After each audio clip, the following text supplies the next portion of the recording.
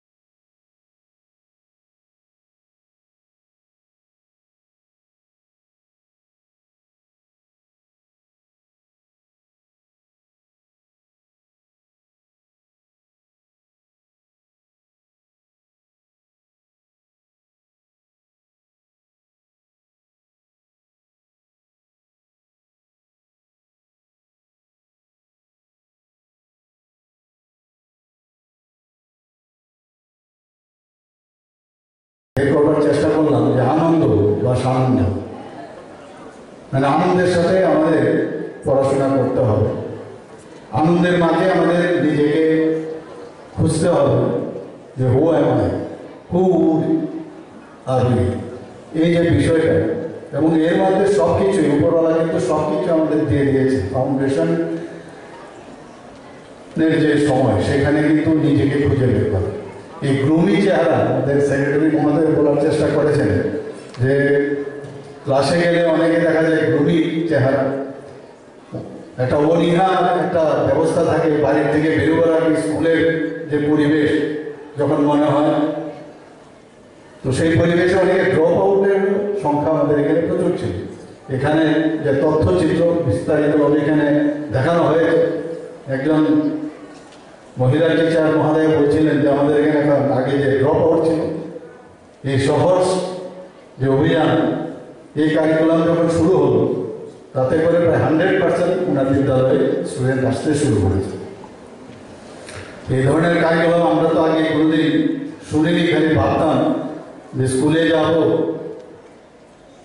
তো কি জানি হবে, একটা মানে পড়াশোনার চাপ। আমাদের সময় তো ব্যাগ ছিল না, পরবর্তী সময় ব্যাগের চাপ, কিন্তু আমরা বইয়ের চাপ এখানে কাঁধের মধ্যে নিয়ে আমরা যেতাম। আমাদের সেরকমভাবে ব্যাগ দিত না বাড়ির থেকে, সেটা আমাদের সেই সুবিধাও ছিল না।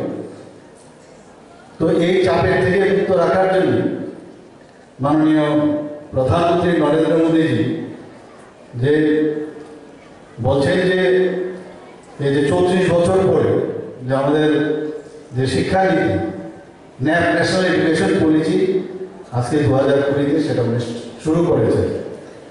এখানে আমাদের ত্রিপুরা রাজ্যে আমরা এটা এনসিআরটি এবং যে আমাদের এসসিআরটি দুজনে মিলে দুটো ইনস্টিটিউশন মিলে এই ধরনের কার্যক্রম আরম্ভ করেছে। এবং আজকে এই যে সহজ যে কারিকুলাম সেটা দেখে আমার মনে হচ্ছে যে একটু হটকে, মানে নিয়মিত সিলেবাসের বাইরের একটা কারিকুলাম। আমরা নর্মাল যে সিলেবাস আমরা পড়ি তার থেকে একটু বাইরের দিকে সেটা আছে। এবং এখানে আমি স্টলে যখন গেলাম সেখানে এত সুন্দরভাবে ওরা প্রথমে যে স্টলের মধ্যে দেখালো কারিকুলামে একটা মানে ঝলক আমি দেখতে পেলাম সেখানে, এত সুন্দর যে ছেলে মেয়েদের মধ্যে একটা আনন্দের পরিবেশ, আনন্দের মধ্যে লার্নিং যে ব্যবস্থা সেটার নাম হচ্ছে সহজ।